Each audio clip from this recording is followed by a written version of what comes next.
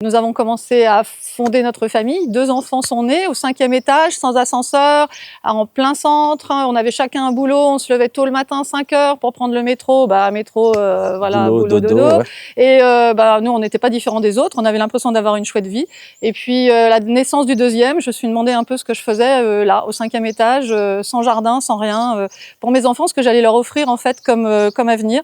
J'avais un choix à faire. Alors, je dis je, parce que mon mari adore la ville. Et que moi j'adore la campagne, il fallait faire quand même un choix. Et il y avait cette maison qui était là et qui, je pense, serait sortie de ma famille si moi elle m'avait pas appelée, parce qu'elle m'a quand même appelée. Je viens ici depuis que je suis toute petite en fait, donc elle m'accueille sur ses vacances. Et cette jolie maison, je voudrais offrir quelque chose comme ça à mes enfants, voilà.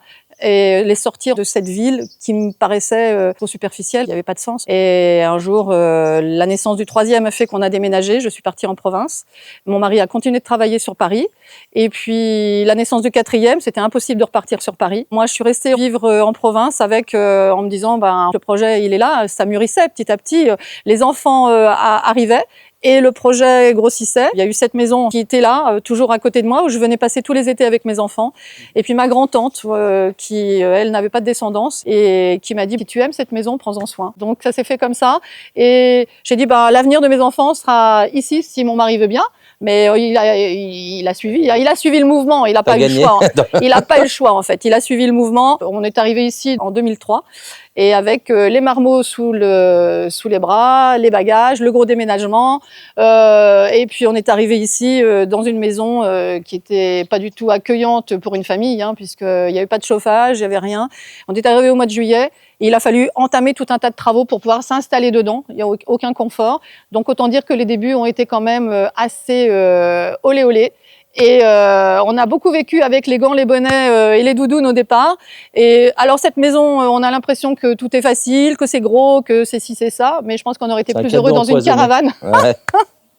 Et en fait, c'était l'objectif, de s'acheter une caravane, ce qu'on n'a jamais fait, pour avoir au moins un lieu de vie propre avec nos enfants. Et on a vécu de nombreuses années, on va dire autour de 5 ans, dans cette maison, qui était dans un tel état de travaux, parce qu'il fallait avancer les choses tout doucement, et qu'on ne voulait pas la gâcher, cette maison. Donc on a été très respectueux.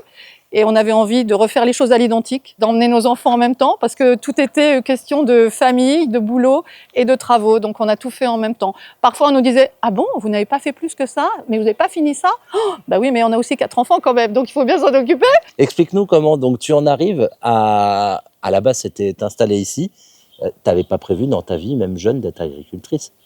Il y avait un agriculteur qui s'occupait, qui exploitait les 16 hectares autour de la maison. Il y a principalement du rocher et puis 3 petits hectares de prairies cultivables. Ces bâtiments agricoles là étaient occupés par un paysan qui faisait du lait. Lui, il était en fin de course. Ça l'intéressait plus en fait de vivre à côté d'une ville avec 50 vaches, quoi. C'était pas possible. Moi, je me trouvais très à l'étroit avec uniquement ma cour de devant et ma cour de derrière et du barbelé tout autour. Et un jour, je me suis décidée à partir à l'école, au lycée agricole du Puy-en-Velay, pour passer à un BPREA, brevet de responsable agricole.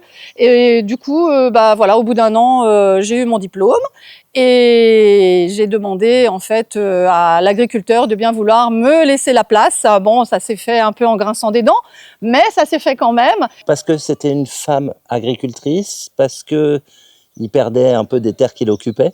Ou les deux?